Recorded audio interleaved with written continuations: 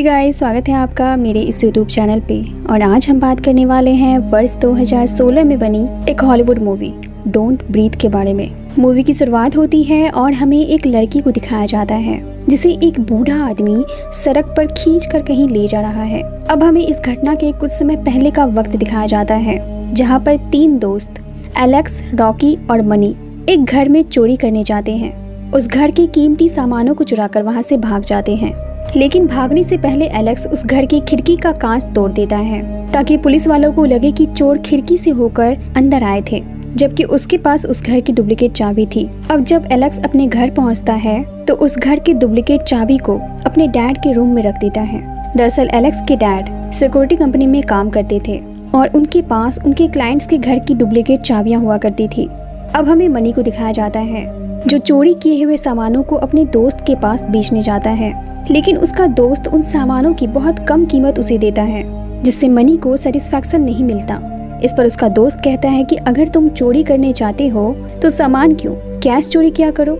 और फिर वो आदमी मनी को एक बूढ़े आदमी के घर का पता देता है और कहता है कि तुम यहाँ पर बड़ा हाथ मार सकते हो। वो बूढ़ा आदमी रिटायर्ड सैनिक है और उस पूरे घर में अकेला रहता है। अब मनी ये बात एलेक्स और रॉकी को बताता है और कहता है कि एलेक्स के डैड जिस सिक्योरिटी कंपनी में काम करते हैं, ये बूढ़ा आदमी उसी कंपनी का क्लाइंट है। एलेक्स कहता है इस बूढ़े आदमी के घर पर हमें मिलेगा क्या। इस पर मनी कहता है कुछ साल पहले इस बूढ़े आदमी की बेटी को एक अमीर बाप की बेटी ने अपनी गाड़ी से कुचल दिया था। बूढ़े आदमी की बेटी तो मर गई, लेकिन कार चलाने वाली उस लड़की के अमीर माँ बाप ने सेटलमेंट करने के लिए उस बूढ़े आदमी को $3 लाख दिए अपनी बेटी को बचाने के लिए। लेकिन वो बूढ़ा आदमी इतने सारे पैसों का अकेला करेगा क्या, घर पर ही होंगे सारे पैसे। इस पर एलेक्स कहता है कि मैं इतनी बड़ी चोरी नहीं कर सकता, क्योंकि अगर हम पकड़े गए तो हमें 10 सालों की सजा हो सकती है और मैं अपने डैड को किसी भी तरह की परेशानी में नहीं डालना चाहता। ये कहकर वो वहाँ से निकल जाता है, मतलब कि वो इस चोरी का हिस्सा नहीं बनना चाहता था। उधर रॉकी जब अपने घर जाती है तो हमें पता चलता है कि उसकी एक प्यारी सी बेटी है। वही रॉकी की मॉम और उसका भाई दोनों नशे के आदी हैं, इसलिए रॉकी के ऊपर उसकी बेटी के साथ साथ माँ और भाई की भी जिम्मेदारियां थी। पर रॉकी अब इन सब से काफी तंग आ चुकी थी, क्योंकि वो अपनी जिंदगी को अपने शर्तों पर जीना चाहती थी। इसलिए वो एलेक्स को मैसेज करती है और उससे कहती है कि मुझे अपनी बेटी को एक बहुत अच्छी जिंदगी देनी है, प्लीज मेरे लिए ये चोरी कर लो। एलेक्स रॉकी की हालत जानता था, इसलिए वो इस चोरी के लिए मान जाता है। अब थोड़ी देर बाद ये तीनों उस बूढ़े आदमी के घर के पास जाते हैं और वहाँ जाने के बाद इन तीनों को पता चलता है कि वो बूढ़ा आदमी अंधा है। ये देखकर एलेक्स मनी से कहता है क्या हम एक अंधे आदमी को लूटने वाले हैं, हमें ऐसा नहीं करना चाहिए। इस पर मनी कहता है ये तो और भी अच्छी बात है, हमें चोरी करने में आसानी हो जाएगी। ये देखते हैं कि उस बूढ़े आदमी के घर के आसपास का घर बंद पड़ा हुआ है, मतलब कि वो एक सुनसान इलाके में रहता था। अब फाइनली रात के 2 बजे ये तीनों उस बूढ़े आदमी के घर के पास जाते हैं चोरी करने के लिए। सबसे पहले ये उस बूढ़े आदमी के कुत्ते को बेहोशी वाला बिस्किट खिलाते हैं। जब वो कुत्ता बेहोश हो जाता है तब ये तीनों उस घर के दरवाजे को अनलॉक करते हैं, लेकिन ये देखते हैं कि उस दरवाजे पर 4 ताले लगे हुए हैं, जबकि उनके पास तो एक ही ताले की चाबी थी। तभी रॉकी की नज़र कांच की बनी हुई एक खिड़की पर जाती है। वो उसे तोड़कर घर के अंदर चली जाती है। अंदर जाकर वो सबसे पहले सिक्योरिटी अलार्म को बंद करती है और फिर इन दोनों के लिए मेन दरवाजा खोलती है। इसके बाद ये तीनों अपने अपने जूते उतारकर पैसे की खोज में घर में फैल जाते हैं। मनी ऊपर के कमरे में जाता है और वो देखता है कि वो बूढ़ा आदमी जिसका नाम नॉर्मन है वो सो रहा है। ये देखकर मनी एक बोतल में बेहोशी वाला दवाई घोलता है, लेकिन तभी नॉर्मन उठकर बैठ जाता है। ये देखकर मनी पत्थर की तरह जम जाता है, पर नॉर्मन तो अंधा था, इसलिए वो अपने रूम में चल रहे टीवी को ऑफ करके वापस सो जाता है। अब मनी जल्दी से उस बेहोशी वाले दवाई को नॉर्मन के रूम में रखकर उस रूम का दरवाजा बंद कर देता है। अब इन तीनों को उस घर में एक कमरा मिलता है जो मजबूती से लॉक किया गया था। इन्हें लगता है कि वो पैसा इस अंधे आदमी ने इसी के अंदर रखे होंगे। मनी उस कमरे के लॉक को तोड़ने लगता है, लेकिन वो काफी मजबूत था, जो बिना किसी औजार या हथियार के खुलने वाला नहीं था। इसलिए मनी अपना गन निकाल लेता है। गन देखते ही एलेक्स मनी से कहता है तुम ये गन लेकर यहाँ क्यों आए हो। मनी कहता है ये एक सैनिक का घर है, इसलिए गन हमारी सुरक्षा के लिए है। इस पर एलेक्स कहता है गन लेकर आने का मतलब जानते हो तुम, इसका मतलब ये है कि वो अंधा आदमी हमें कानूनन शूट कर सकता है। इसलिए एलेक्स इनका साथ देने से मना कर देता है और वहाँ से निकल जाता है। वहीं मनी अपने गन से उस लॉक को तोड़ देता है, लेकिन तभी वहाँ पर नॉर्मन आ जाता है जिसे देखकर मनी और रॉकी का मानो खून ठंडा हो गया हो। अब मनी नॉर्मन से कहता है, मैं गलती से तुम्हारे घर में घुस गया, मैं कहीं और जा रहा था, सॉरी, मुझे माफ करना, मैं यहाँ से जा रहा हूँ। लेकिन तभी नॉर्मन का पैर टूटे हुए लॉक पर पड़ जाता है और नॉर्मन समझ जाता है कि मनी उससे झूठ बोल रहा है। ये देखते ही मनी तुरंत उस अंधे आदमी पर अपना गन पॉइंट कर देता है और इधर उधर गोलियां चलाने लगता है ताकि नॉर्मन डर जाए। लेकिन ऐसा कुछ भी नहीं होता। नॉर्मन धीरे धीरे धोखे से मनी को पकड़ लेता है और उसका गला दबा देता है। जब मनी का दम घुटने लगता है तो वो नॉर्मन से अपनी जान की भीख मांगता है। इस पर नॉर्मन उससे पूछता है कि तुम्हारे साथ और कौन है। वहाँ रॉकी भी थी, लेकिन मनी नॉर्मन से कहता है कि वो अकेला ही आया था। ये सुनते ही नॉर्मन मनी को छोड़ देता है, पर जिंदा नहीं, मतलब कि वो मनी को उसी के गन से शूट करके मार डालता है। ये सब देखकर रॉकी काफी डर जाती है और वो भागकर एक अलमारी के अंदर छुप जाती है। वहीं गोली चलने की आवाज सुनकर एलेक्स, जो घर से बाहर निकल रहा था, वो वापस घर के अंदर आ जाता है। वो घर के अंदर जा ही रहा था कि तभी सामने से नॉर्मन आ जाता है। इससे पहले कि वो नॉर्मन से टकराता, वो दीवार में चिपक जाता है। एलेक्स देखता है कि नॉर्मन घर के सारे खिड़की और दरवाजे लॉक कर रहा है, मतलब कि अब एलेक्स और रॉकी घर में फंस चुके थे। तभी रॉकी एलेक्स को मैसेज करके बताती है कि उस अंधे आदमी ने मनी को मार डाला और वो खुद अलमारी में छिपी हुई है। अब कुछ देर बाद हम देखते हैं कि नॉर्मन उसी अलमारी को खोलता है जिसमें रॉकी छिपी हुई थी। रॉकी देखती है कि नॉर्मन उस अलमारी में छुपाए हुए अपने लॉकर को अनलॉक करता है और देखता है कि उसका पैसा सही सलामत है या नहीं। और इसी दौरान रॉकी उसके लॉकर का पासवर्ड याद कर लेती है। अब कुछ देर बाद एलेक्स रॉकी को ढूंढता हुआ उसके पास आ जाता है और कहता है कि हमें किसी भी तरह यहाँ से बाहर निकलकर पुलिस को इन्फॉर्म करना चाहिए। पर रॉकी का ध्यान तो उस लॉकर पर था, इसलिए वो जल्दी से उस लॉकर को खोलकर उसमें रखे सारे पैसे निकाल लेती है। दोनों की आंखें उन पैसों को देखकर फटी की फटी रह जाती है, क्योंकि वो उम्मीद से कहीं ज्यादा थे। अब एलेक्स रॉकी से कहता है कि इस घर से बाहर निकलने का एक दरवाजा सामने ही है, जिसके द्वारा हम घर से बाहर निकल सकते हैं। लेकिन जैसे ही ये दोनों उस दरवाजे के पास जाते हैं, सामने से नॉर्मन आ जाता है, जो मनी की लाश खींचकर ले जा रहा था। और तभी गलती से एलेक्स के कदमों की आहट नॉर्मन सुन लेता है और अपना गन निकाल लेता है, जिसे देखकर एलेक्स और रॉकी काफी डर जाते हैं। पर तभी मनी का फोन रिंग होने लगता है और नॉर्मन का ध्यान उस ओर चला जाता है। इस बात का फायदा उठाकर एलेक्स और रॉकी बेसमेंट की ओर चले जाते हैं। वहीं ऊपर नॉर्मन को एलेक्स और रॉकी के जूते मिल जाते हैं, जिसे देखकर वो समझ जाता है कि मनी के अलावा भी यहाँ 2 और लोग हैं। इसलिए वो भागकर अपने लॉकर को चेक करने जाता है और वहाँ उसे उसके पैसे नहीं मिलते। वहीं नीचे एलेक्स और रॉकी आगे बढ़ ही रहे थे कि इन्हें वहाँ एक लड़की बंधी हुई मिलती है। उसके मुंह पर पट्टी लगी हुई थी और वो इन दोनों को देखते ही इनसे हाथ जोड़कर मदद मांगने लगती है। वहीं ऊपर नॉर्मन को पता चल जाता है कि दोनों बेसमेंट में गए हैं, क्योंकि उसे उस घंटी की आवाज सुनाई देती है जिसे उसने उस लड़की में बांध रखा था।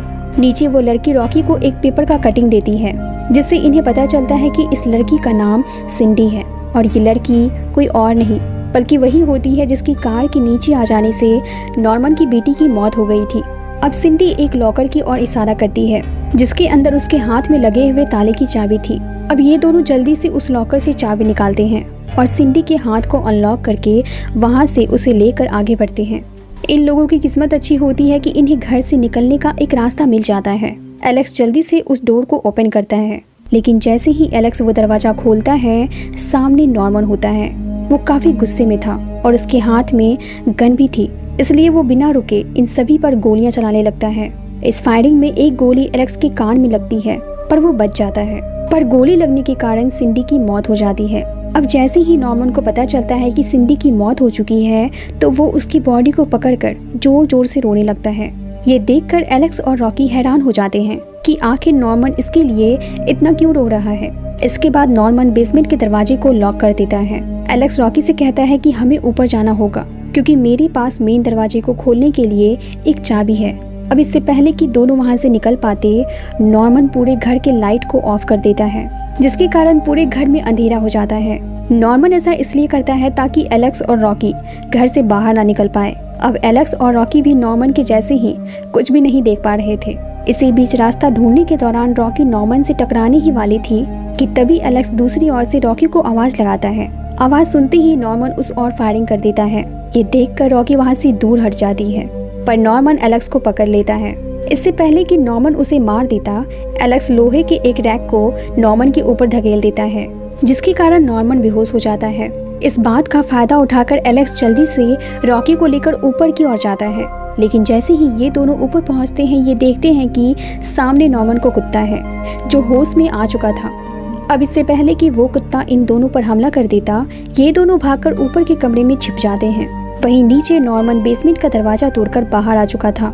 ये दोनों जानते थे कि नॉर्मन इस कमरे के दरवाजे को भी तोड़ने में ज्यादा देर नहीं लगाएगा, इसलिए एलेक्स रॉकी को एयर वेंट से होते हुए इस घर से बाहर निकलने को कहता है और वो खुद नॉर्मन को रोकने के लिए उस कमरे में ही रुक जाता है।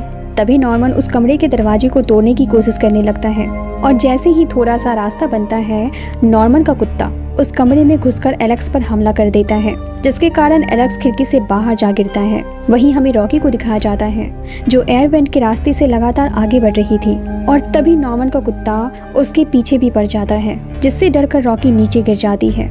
उधर जैसे ही एलेक्स को होश आता है, वो इस घर से निकलने का रास्ता ढूंढने लगता है, लेकिन तभी नॉर्मन उसे फिर से पकड़ लेता है।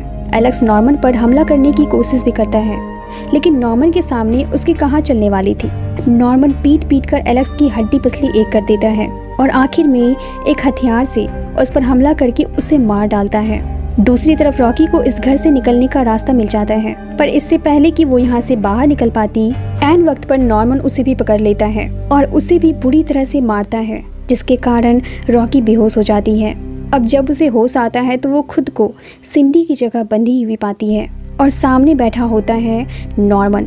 रॉकी नॉर्मन से कहती है, ये सब करने से तुम्हारी बेटी वापस नहीं आएगी। इस पर नॉर्मन कहता है वो वापस आएगी। सिंडी ने मुझसे मेरी बेटी को छीन लिया, तो मैंने सोचा क्यों ना सिंडी से मैं अपनी बेटी को वापस ले लूं।